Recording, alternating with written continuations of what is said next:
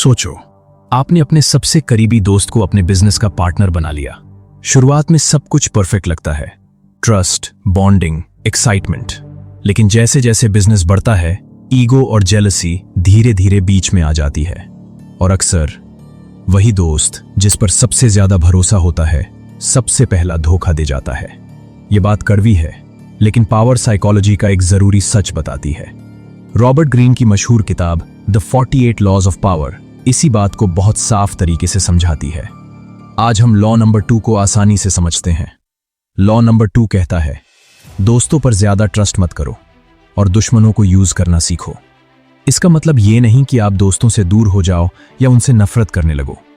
बस इतना समझना है कि पावर और बड़े डिसीजंस में अंधा भरोसा नहीं करना चाहिए।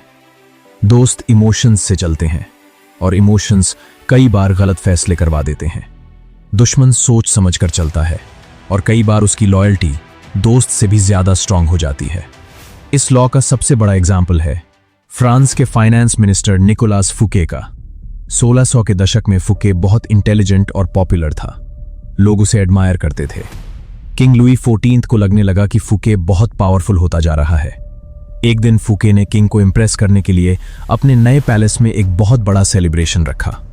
सेलिब्रेशन इतना लग्जूरियस था कि लोगों को लगने लगा फुके तो किंग से भी बड़ा बन रहा है। फुके को लगा किंग खुश होगा, लेकिन हुआ बिल्कुल उल्टा। किंग लुई इनसिक्योर हो गया। दोस्तों और मिनिस्टर्स ने किंग के कान भर दिए कि फुके खतरनाक हो सकता है, और फिर किंग ने फुके को अरेस्ट करवा दिया। उसे जिंदगी भर की जेल दे दी गई। फुके की सबसे बड़ी गलती यही थी, उसने दोस्तों पर ब्लाइंड ट्रस्ट किया और दुश्मनों को हल्के में लिया। अगर वो दुश्मनों की एक्टिविटी समझ लेता तो इनसिक्योरिटी के सिग्नल्स पहले पकड़ लेता। इसीलिए लॉ कहता है, दोस्त कई बार हमें ओवर कॉन्फिडेंट बना देते हैं, लेकिन दुश्मन हमेशा हमें अलर्ट रखता है। आज की लाइफ में भी ये लॉ बिल्कुल फिट बैठता है। ऑफिस में कई बार कोई कलीग हमारा करीबी दोस्त बन जाता है। हम सोचते हैं कि प्रमोशन के समय वो हमारा सपोर्ट करेगा, लेकिन प्रमोशन कंपटीशन होता है और कंपटीशन में जेलसी होना नॉर्मल है। कई लोग सिर्फ इसलिए प्रमोशन लूज कर देते हैं क्योंकि उन्होंने दोस्तों की इंटेंशंस को समझा ही नहीं। पर्सनल लाइफ में भी ऐसा होता है। दोस्त इमोशंस में रिएक्ट करते हैं और इमोशनल डिसीजंस पावर की दुनिया में रिस्की हो जाते हैं। पता भी नहीं चलता और नुकसान हो जाता है। दुश्मन अलग साइकोलॉजी से चलता है।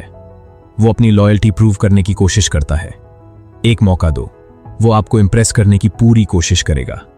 इसलिए कई बार दुश्मन का ट्रस्ट ज्यादा स्टेबल होता है। इस लॉ का सिंपल सा यूज यही है, दोस्तों को पर्सनल लाइफ में रखो, लेकिन पावर वाले डिसीजंस में उन्हें लिमिटेड रखो।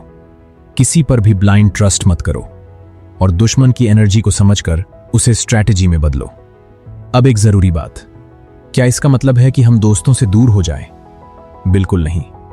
ये लॉ नेगेटिविटी नहीं सिखाता, ये अवेयरनेस सिखाता है। ये कहता है कि इमोशंस और पावर को मिक्स मत करो। अगर गलत यूज किया तो रिश्ते टूट सकते हैं।